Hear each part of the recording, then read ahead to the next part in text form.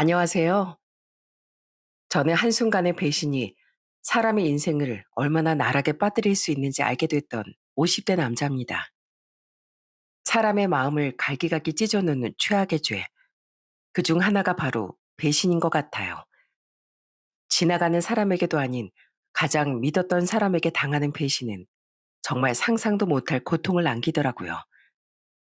저는 제 인생에 다시 없을 아픔을 선사해줬던 사람을 냉정하게 잘라냈습니다.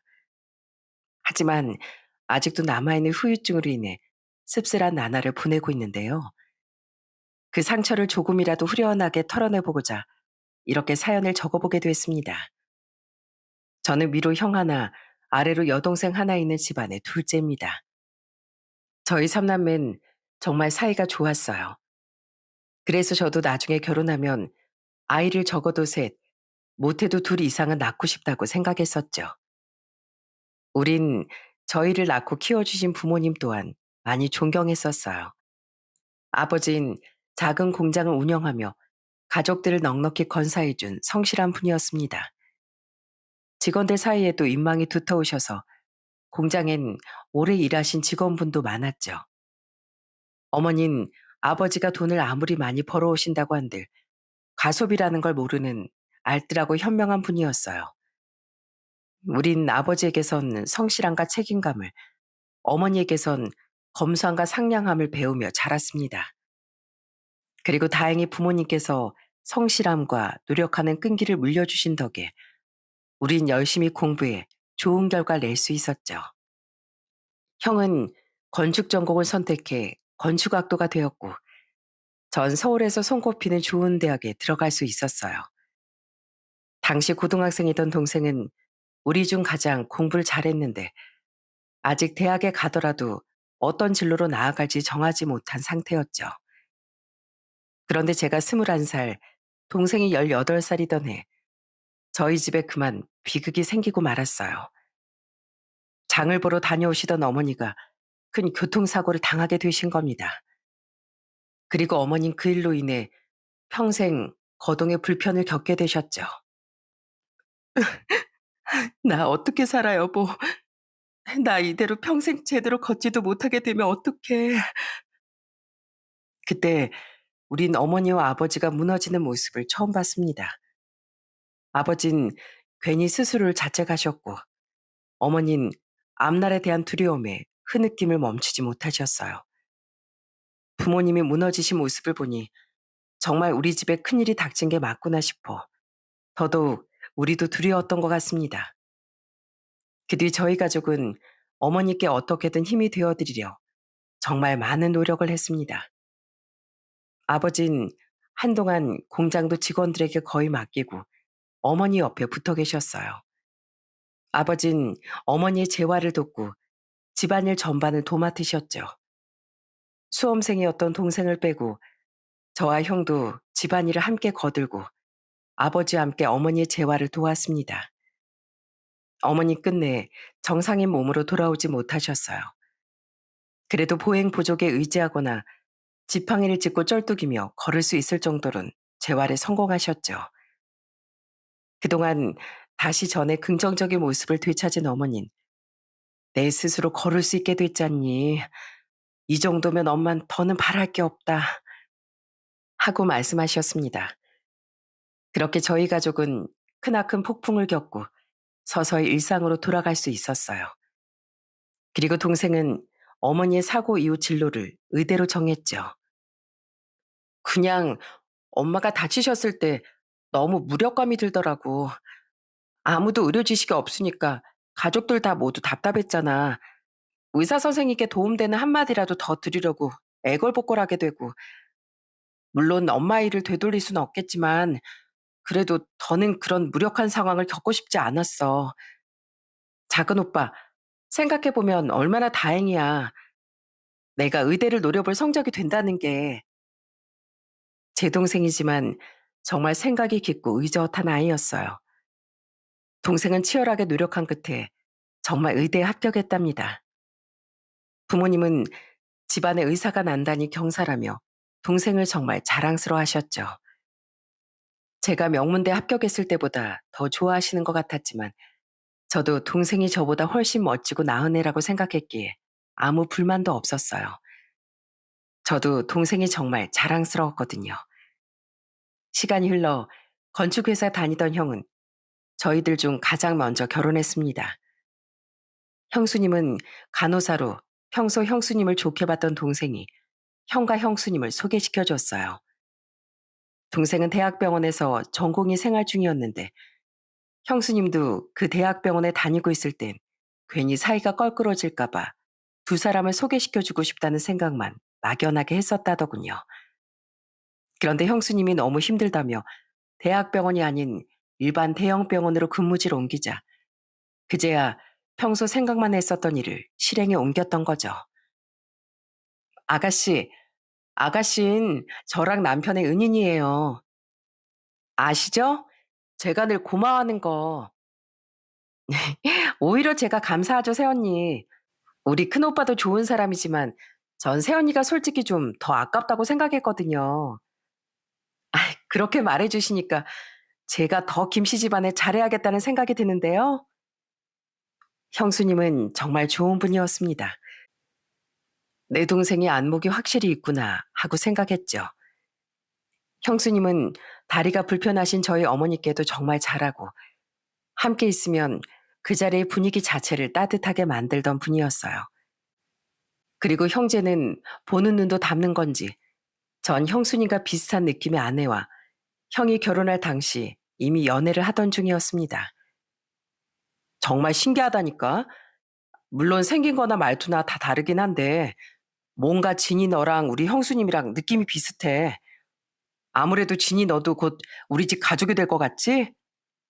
뭐? 지금 나한테 청혼하는 거야, 동환 씨? 너무 무드 없다.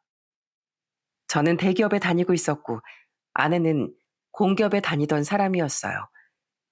아내 회사엔 제 고등학교 동창이 다니고 있었는데 그 친구가 저와 아내를 이어줘서 인연이 됐죠. 우린 연애를 3년 정도 했었는데요. 아내와 연애하며 전 제가 전보다 더 안정되어 감을 느꼈습니다. 늘 한결같고 따뜻했던 아내는 그렇게 제게 안정감을 주더라고요. 이런 사람과 함께라면 저희 부모님처럼 평생 따뜻하고 안정된 삶을 살 수 있을 것 같아 전 아내에게 청혼을 했죠. 그렇게 우린 제 나이 30대 중반, 아내 나이 30대 초반에 결혼을 하게 됐고요. 결혼한 이후 저는 자식은 아내 딱 하나뿐이었던 장인 장모님께 사위이자 아들 같은 존재가 되어드리기 위해 노력했습니다. 장모님, 식사 맛있게 하고 계세요? 저희 회사 근처에서 식사하고 계신다길래 퇴근하는 길에 잠깐 들렀습니다. 안녕하세요, 어머님들. 저희 장모님 사이 김동안이라고 합니다. 어머, 김서방. 이렇게 깜짝 놀래키기 있기야? 다들 인사해. 우리 사위야. 여기 근처 식품 쪽 대기업 있는 거 알지? 우리 사위가 거기 다녀. 얼마나 살가운지. 이렇게 친아들처럼 날 좋아해 준다니까. 어머, 대기업에 다녀? 너무 좋겠다. 다른 공기업에 사위는 대기업이라니. 너 개 탔다 얘. 장모님, 제가 계산은 다 해놓고 다른 음식도 추가로 몇 개 더 시켜놓고 갈 테니까요. 맛있고 편하게 드시다가 가세요. 저희 장모님 잘 부탁드립니다. 이야, 너희 사이 짱이다, 짱. 고마워. 잘 먹을게. 두 분께 해드릴 수 있는 건 성심성의껏 해드리고 가끔은 두 분의 기도 팍팍 살려드리며 전 열심히 처가의 식구가 되어갔습니다. 그런 절 장인 장모님은 거의 업고 다니고 싶어 하셨죠. 그리고 그런 저만큼 아내도 저희 집에 정말 잘했습니다. 어머님, 지팡이 안 드신 손은 제 손 잡고 걸으실래요? 저 어머님 손 잡고 싶어요. 아휴, 다 늙은 내 손은 잡아서 뭐 하려고. 동안이 손이나 잡고 걷지. 둘째 너 괜히 나 지탱해주고 싶어서 그런 거지? 에이, 아닌데요. 진짜 전 어머님 손 잡고 싶어서 그런 건데 저희 남편 손은 맨날 잡잖아요. 오늘은 어머님 손 잡고 싶어요. 아내는 거동이 불편한 저희 어머니를 살뜰히 챙겨드리기도 하고 손아래 동서라고 빼는 거 없이 뭐든 형수님만큼 척척 해내려고 노력해주기도 했답니다. 동서, 난 와서 장 보려고 했는데 이거 동서가 다 봐놓은 거야? 네, 형님 요새 병원 인력 둘이나 빠져서 정신 없으시다면서요. 남편한테 들었어요. 아무래도 명절 음식까지 신경 많이 못 쓰실 것 같아서 제가 알아서 장 좀 봐왔어요. 어머니께 미리 전화로 이것저것 물어서 사오긴 했는데 제가 놓친 거 있으면 많이 알려주세요. 집에 자식들이 있다고 한들 며느리들이 이렇게 든든하니 집이 한결 더 견고해진 느낌이라며 부모님은 정말 좋아하셨어요. 시간이 흘러 막내까지 사업을 하던 매제와 결혼을 하며 우리 삼남매는 모두 가정을 이루었습니다. 하나 문제는 저희 부부에게만 아이가 통 찾아와 주지 않았다는 거였어요. 형네는 딸을 둘 낳았고 막내네도 결혼하자마자 임신해 아들을 하나 낳았건만 저희 부부에겐 강간무소식이더라고요.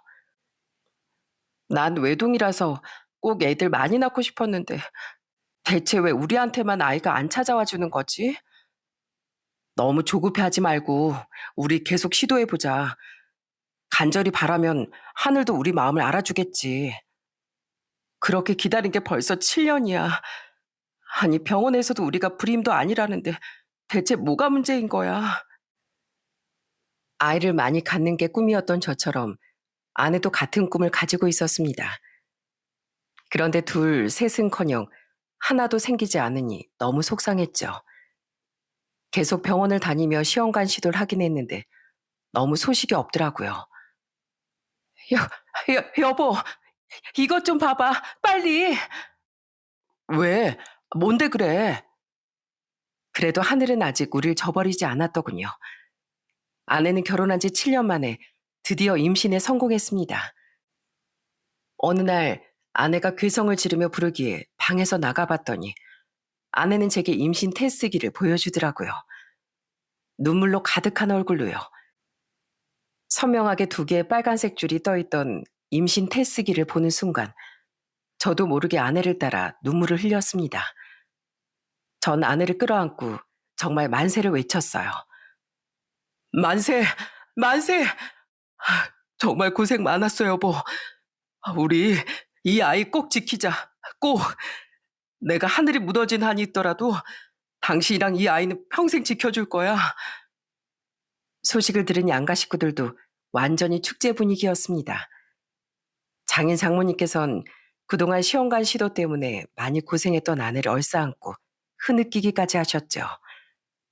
고생 많았다, 우리 딸. 정말 고생 많았어. 물론 이제부터가 시작이겠지만 하늘이 네 정성을 알아준 거다. 김서방, 우리 진이랑 뱃속 아이 자네가 끝까지 잘 좀 지켜주게. 임신하면 여자가 많이 힘들고 호르몬도 왔다 갔다 하는 거 알지? 애가 좀 유별나지더라도 자네가 옆에서 잘 좀 챙겨주게. 물론이죠. 제가 집사람 상전, 아니 아주 여왕이처럼 모시고 살 거니까 두 분은 아무 걱정하지 마세요. 두 분은 제게도 축하를 전하며 아내를 두 번, 세 번 간절히 부탁하셨어요. 그리고 그건 저희 부모님도 마찬가지셨습니다. 동아나, 남들 다 하니까 쉬운 일처럼 보여도 아이를 10달이나 품고 낳는다는 게 절대 쉬운 일이 아니야. 그러니까 지니 몸이 네 몸이다 생각하고 해줄 수 있는 건 다 해줘야 한다. 알겠지? 집안일도 웬만하면 네가 다 하고. 알겠어요, 어머니. 저만 믿으세요. 제가 얼마나 기다려온 우리 아이인데 그런 아이를 가져준 집사람도 뱃속 우리 아이도 모두 저보다 더 소중하게 아껴줄 거예요. 모두가 기다려온 아이였기에 아내는 임신했던 내내 가족 모두의 극진한 보살핌을 받았습니다. 양가 부모님은 태아와 산모에게 좋다는 이야기만 들으면 영양제든 식재료든 할 것 없이 전부 저희 집에 보내주셨어요. 아니면 직접 음식을 사들고 저희 집에 오기도 하셨죠. 또 아이의 성별이 여자애라는 걸 들으신 뒤론 아이 옷이니 욕조니 침대까지 전부 사서 보내주시더라고요. 저희가 충분히 살 수 있다는데도 이건 손주를 향한 자신들의 마음이라며 도통 말을 듣지 않으셨어요. 오빠, 만약 선배가 대충대충 봐주는 것 같으면 꼭 나한테 말해. 알았지? 내가 쫓아가서 헤드락을 확 걸어버릴 테니까. 아, 그리고 작은 새언니 다리 자주 마사지 해줘. 부종 그냥 방치하면 몸에 안 좋아. 동서, 출산 전에 내가 뭐뭐 준비하라고 했는지 안 잊어버렸지? 아휴, 아무래도 좀 불안하네. 다 챙긴 것 같아도 꼭 막상 때가 되면 아 하고 뒤늦게 생각나는 게 있더라고. 그냥 내가 직접 가서 한번 챙겨줄까? 서방님, 저 동서 출산 전에 집에 한번 가도 되죠? 출산 선배인 형수님과 동생도 아내를 정말 많이 신경 써줬습니다. 동생은 자기 대학 선배가 있는 곳이라며 산부인과를 소개시켜주기도 했고요.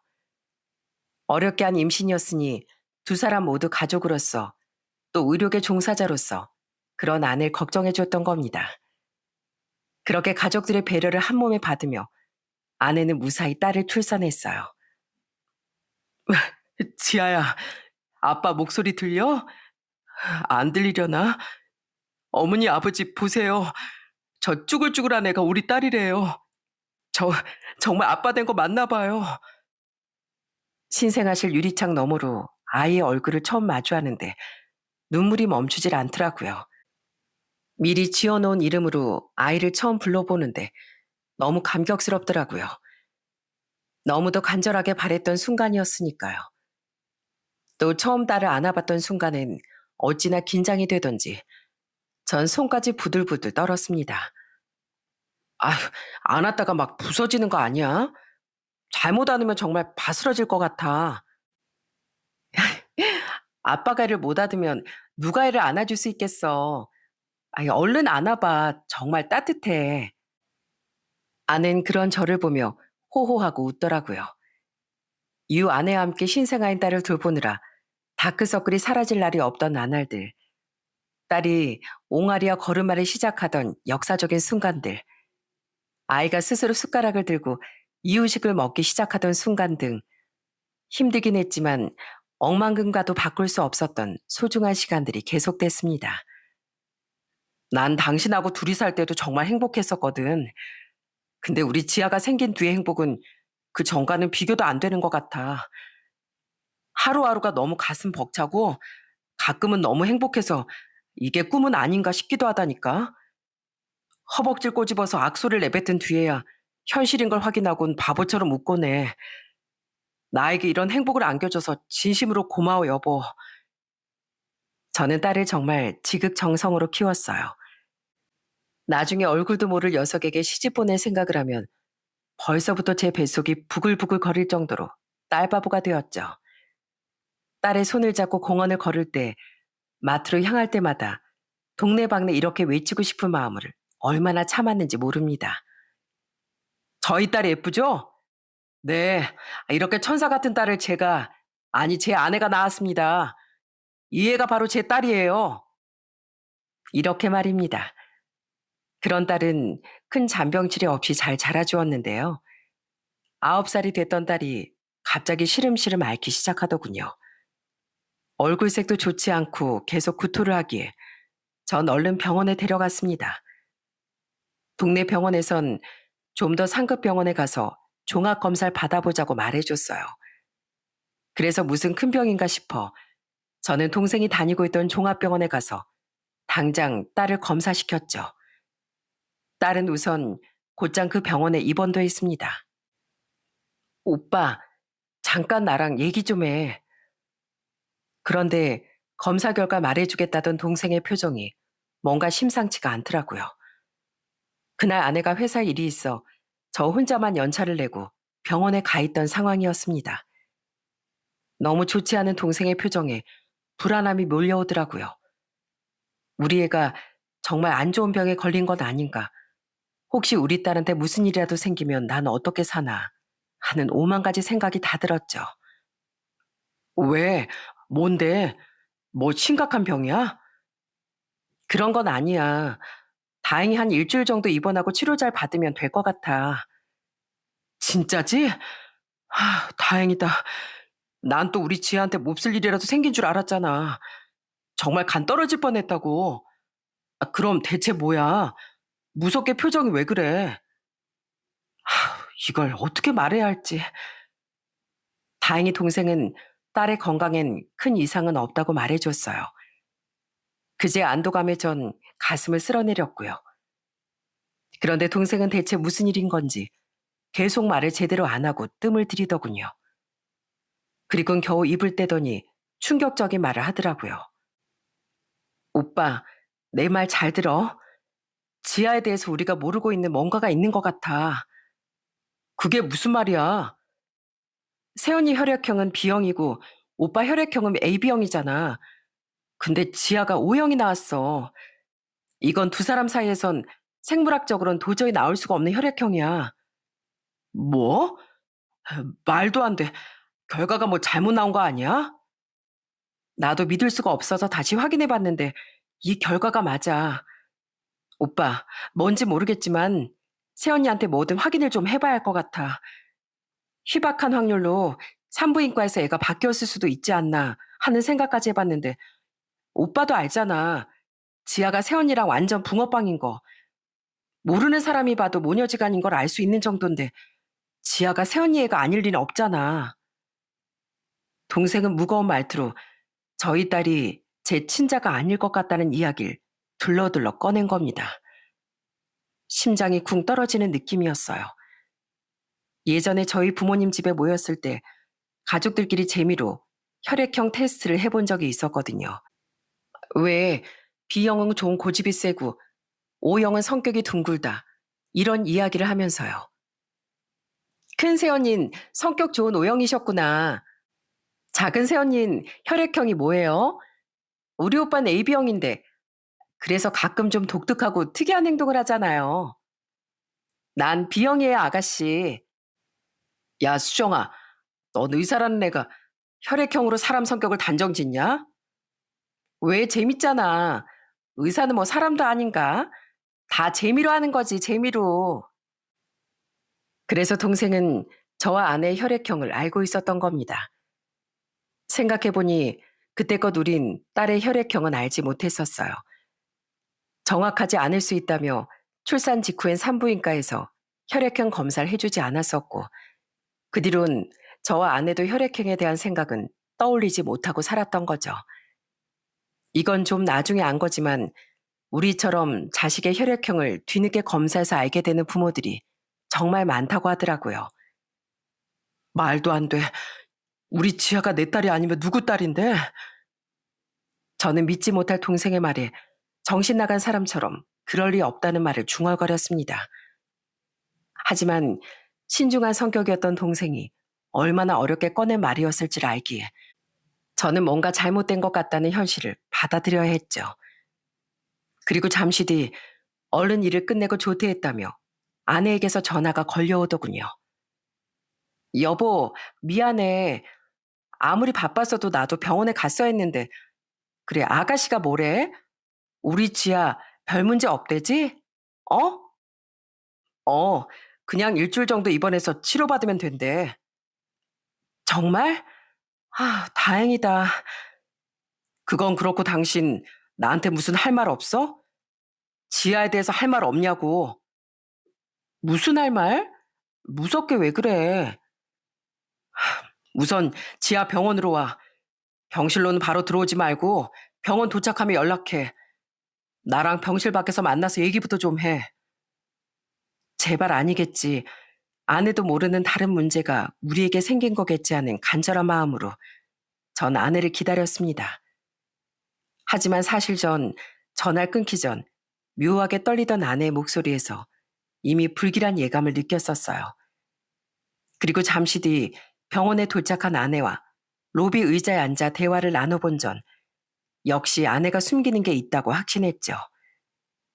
전 불안한 표정의 아내에게 검사 결과지를 내밀었어요.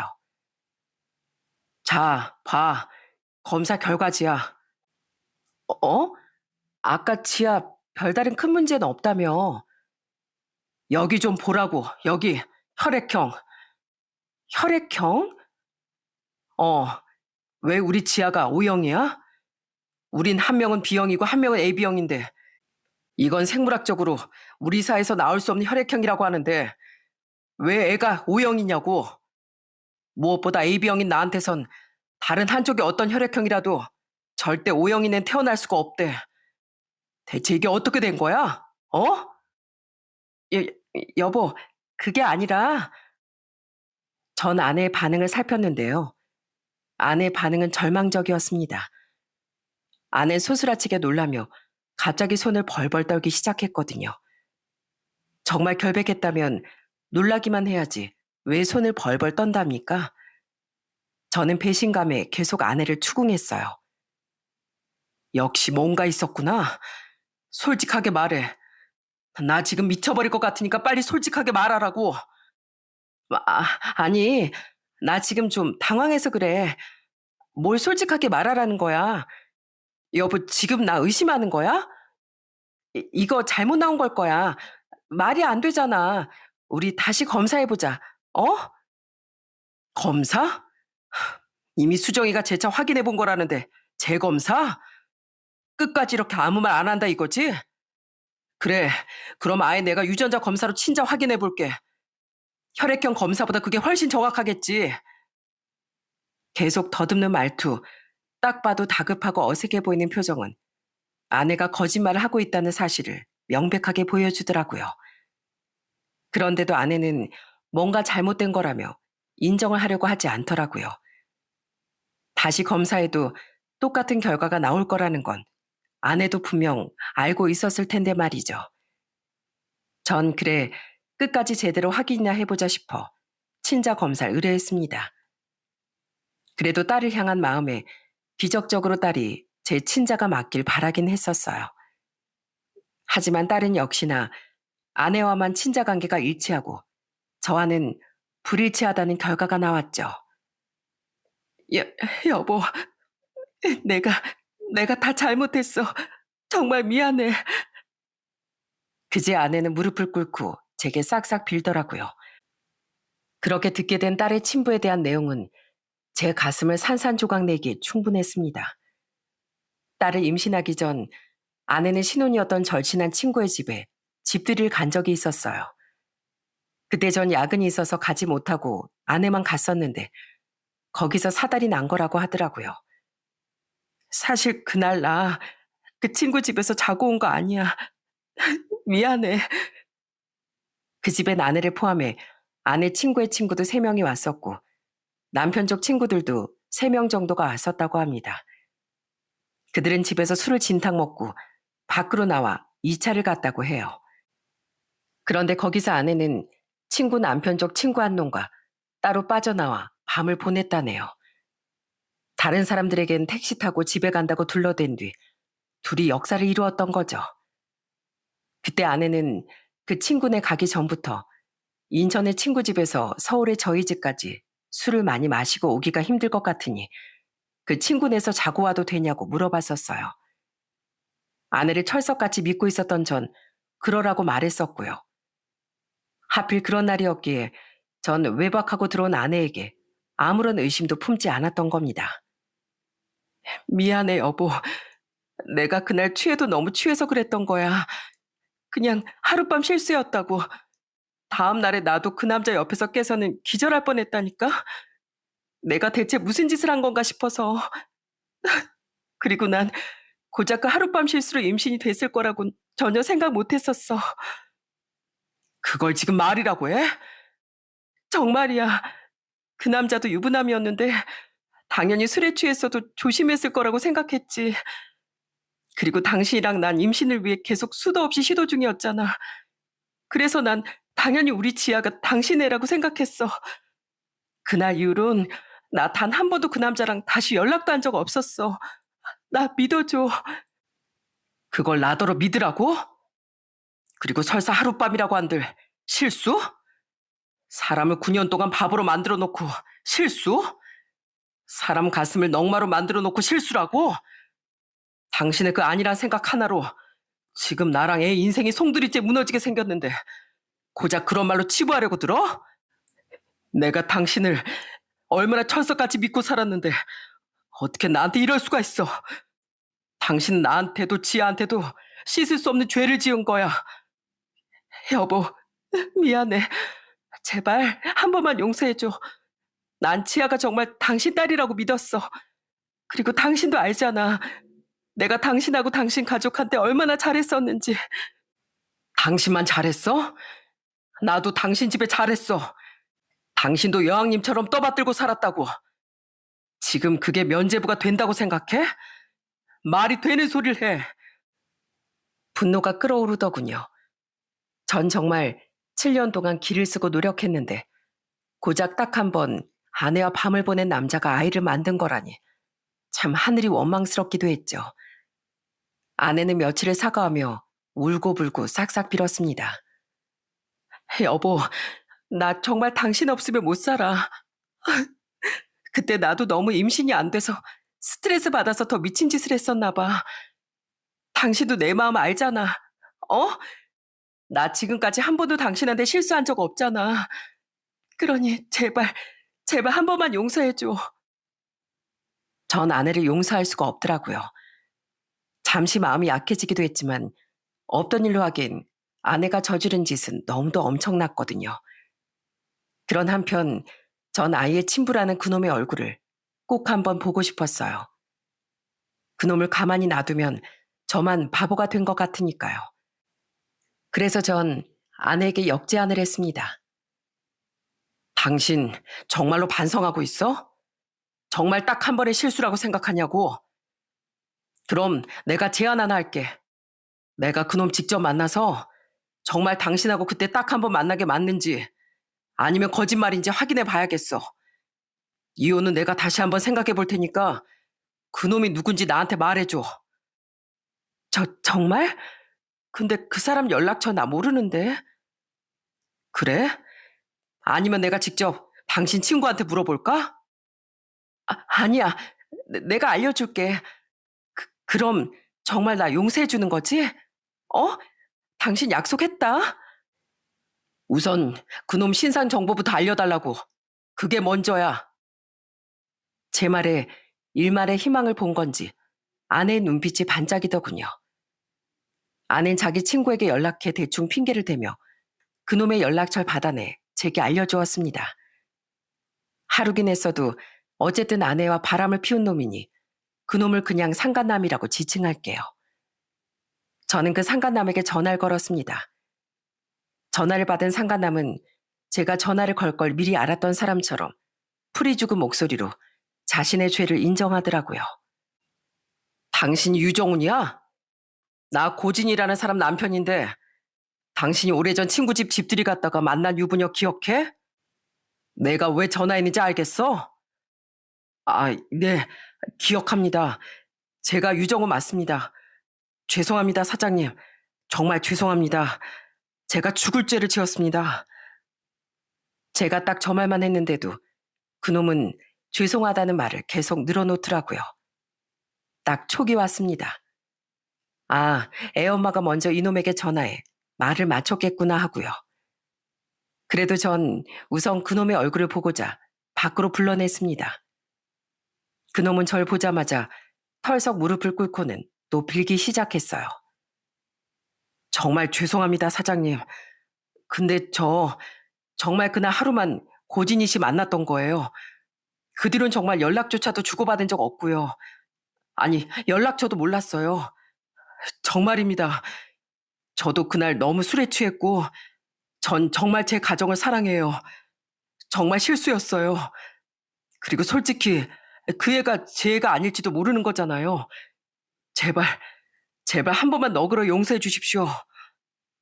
바람 피운 건 맞는데 애는 내 애가 아닐지도 모른다. 이거 아주 비겁하고 무책임한 놈이네. 그래, 내가 유전자 검사해보고 애가 네 놈인지 아닌지 제대로 확인해 볼게.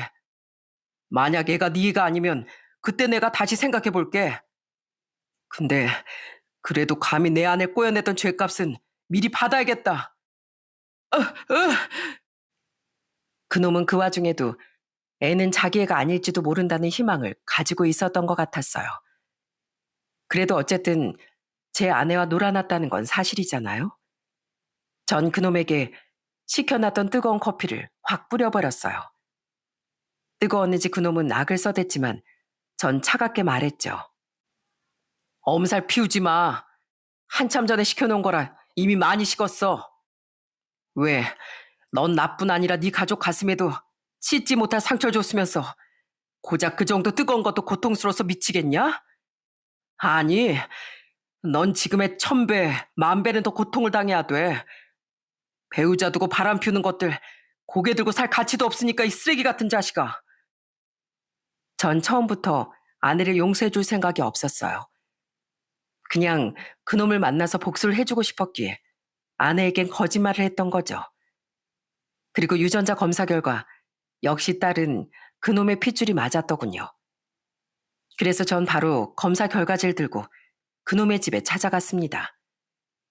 저만 고통받을 수는 없었으니 그놈의 인생도 박살을 내주고 싶었거든요. 네? 우리 남편이 뭐래요? 여보, 이 사람 뭐야? 이상한 사람 같아. 상간남의 아내는 처음엔 제 말을 믿지 못하더군요. 그렇겠죠.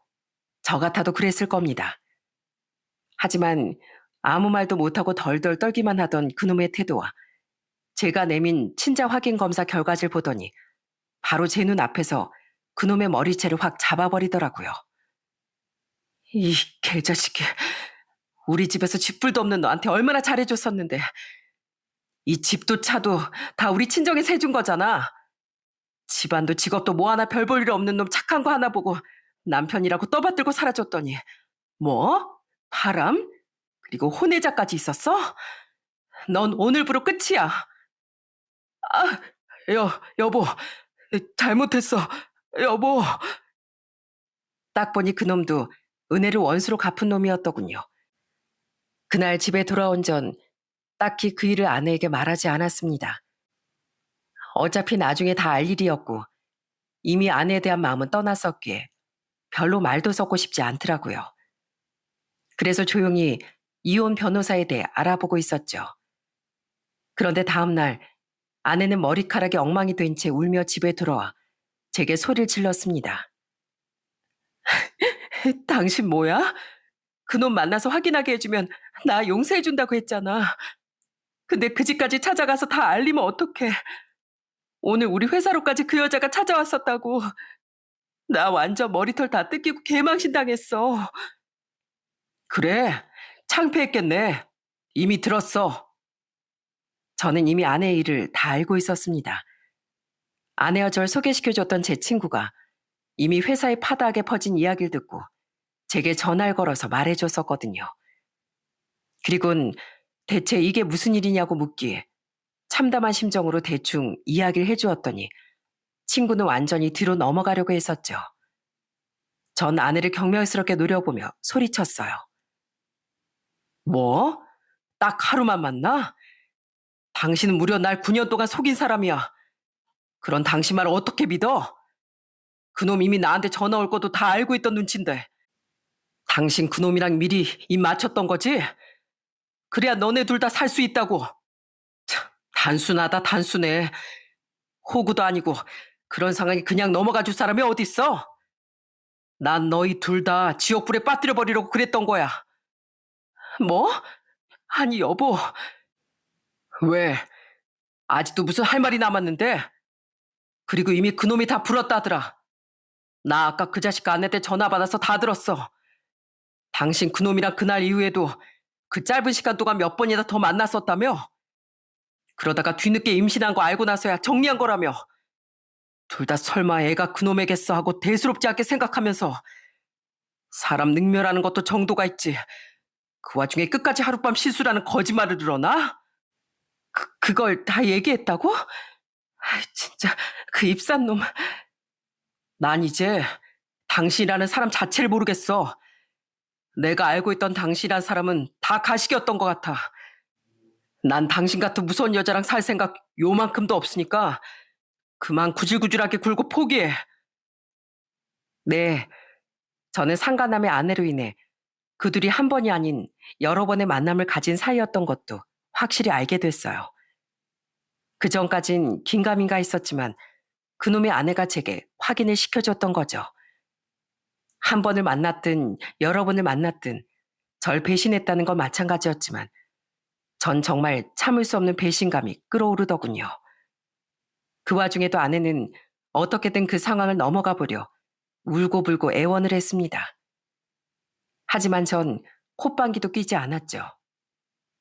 그런데 그날 밤 이번엔 장인 장모님까지 저희 집으로 찾아오지 않았겠어요? 저는 아내에게 모든 이야기를 들은 두 사람이 제게 진심으로 사과를 해주실 줄 알았어요. 그런데 사람은 어쩔 수 없이 팔은 안으로 굽는 법인가 보더라고요. 두 사람은 처음엔 아내를 딱 한 번만 봐달라고 좋게 설득해 보더니 제가 단호하게 나가자 절 원망까지 했거든요. 애가 임신이 안 돼서 힘들어했다지 않나. 너무 힘들면 사람이 술 먹고 실수도 좀 하고 답답해서 다른 사람한테 잠깐 마음이 갈 수 있는 거지. 그래도 15, 아니 16년을 한 입을 덮고 산 사이인데 자네 너무 매정한 거 아닌가? 그렇게 쉽게 깨도 되는 게 부부 사이 의리랍니까? 그런 의리라면 저는 더더욱 필요 없습니다. 저는 평생 애랑 애 엄마 보면서 저 여자가 바람 피웠다는 사실을 떠올리면서 괴롭게 살 생각 전혀 없다고요. 두 분도 정신 차리세요. 아무리 자식이라도 감쌀 일을 감사셔야죠. 머리 아프니까 좀 가세요. 이젠 가족도 아닌 두 분께 더 예의 차려줄 기운도 없으니까요. 그 집안 자체에 정말 정이 뚝 떨어지는 순간이었어요. 장인 장모가 돌아간 후 저도 더 이상 그 집에 남아있고 싶지 않았어요. 집을 포함한 재산 분할 문제야 이혼 소송에서 싸우면 될 일이었고 그 집에서 아내와 딸의 얼굴을 마주하는 게 너무 괴로웠거든요. 당시엔 딸도 퇴원해서 집으로 돌아와 있었으니까요. 아내도 아내지만 저는 빨리 딸과 정을 떼어내야겠다고 생각했어요. 그래서 전 짐을 싸서 부모님 댁으로 가기로 결심했습니다. 아빠, 어디가? 지아야.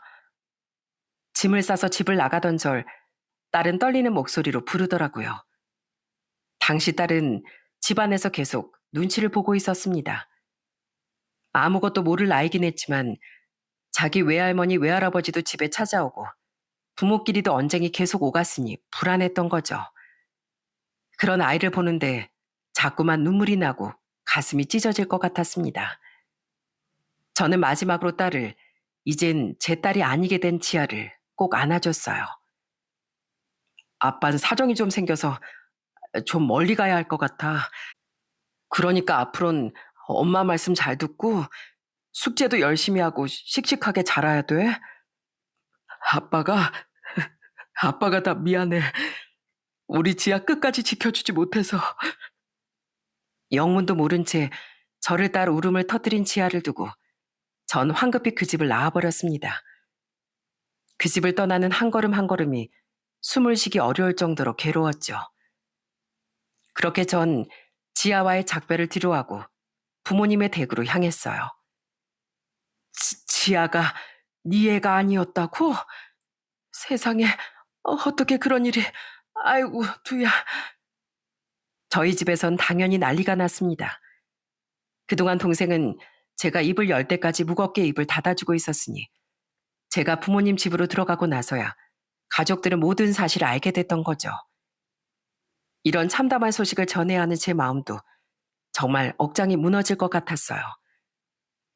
그 와중에도 아내는 정말 끈질기더군요. 아내는 아직도 포기를 못하겠는지 저희 부모님 집으로까지 찾아와 눈물을 뚝뚝 흘리며 빌더라고요. 여보, 나 이제 망신스러워서 회사도 못 나갈 거야.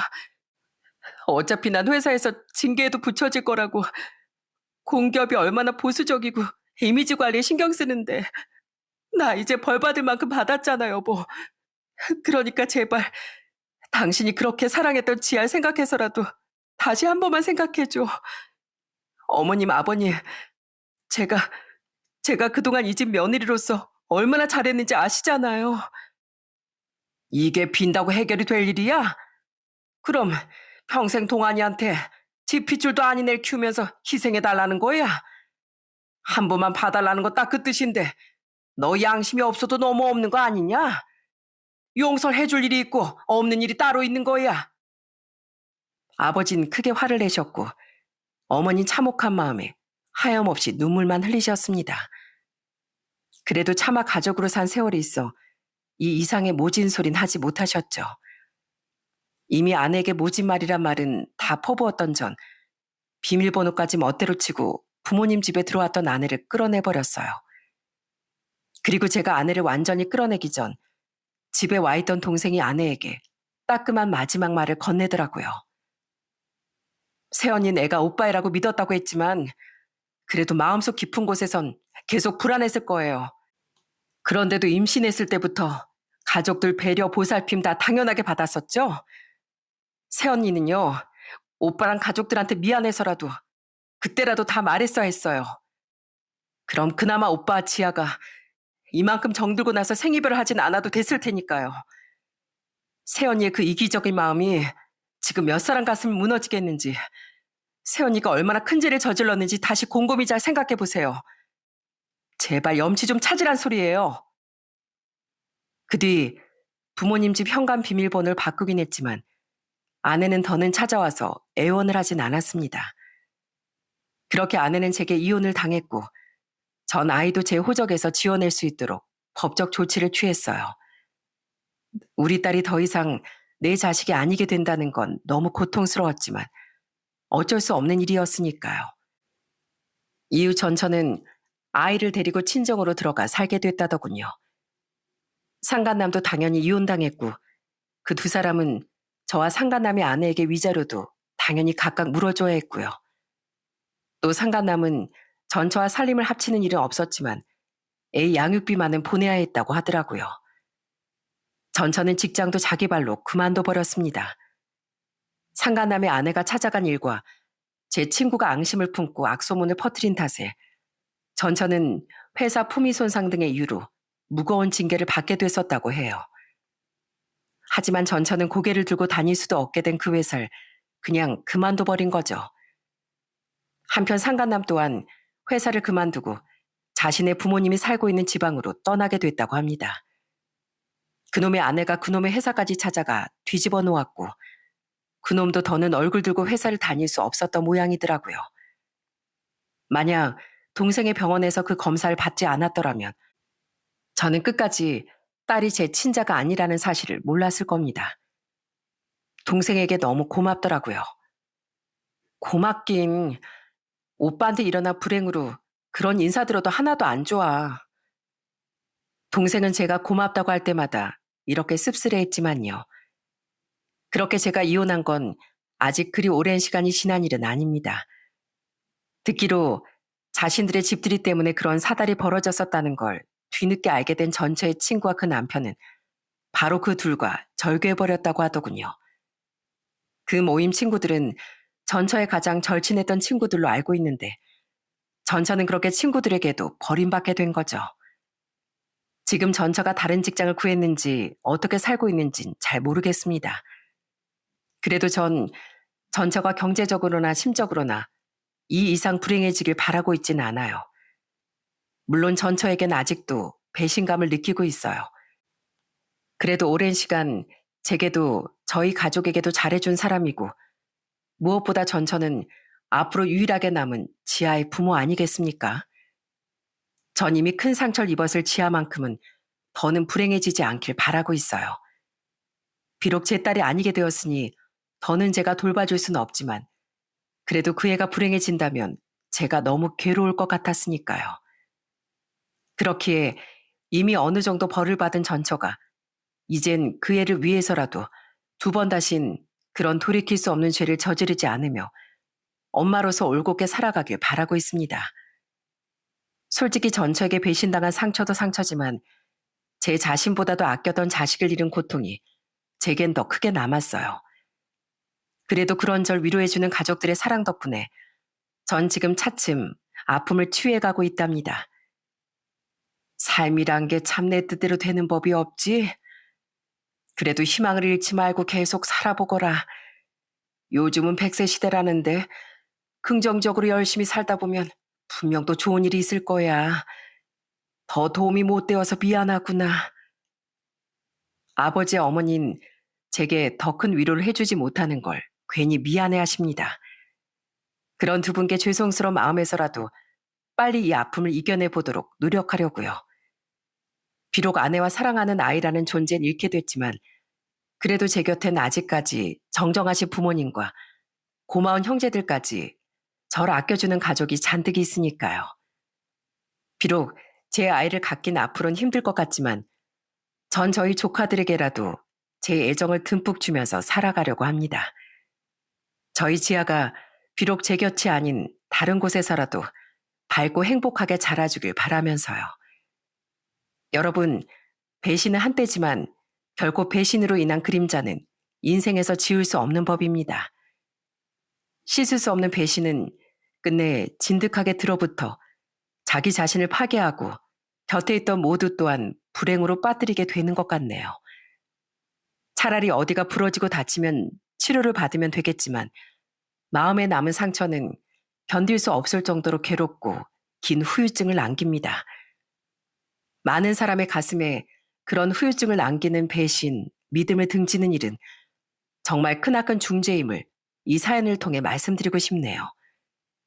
그러니 배신을 잠시의 일탈이라고 가벼이 여기는 불상사가 일어나지 않길 여러분께서도 늘 조심하시길 바랍니다.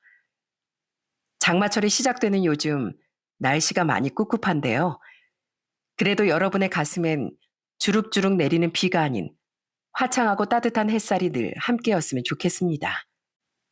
제 이야기 끝까지 들어주셔서 감사합니다.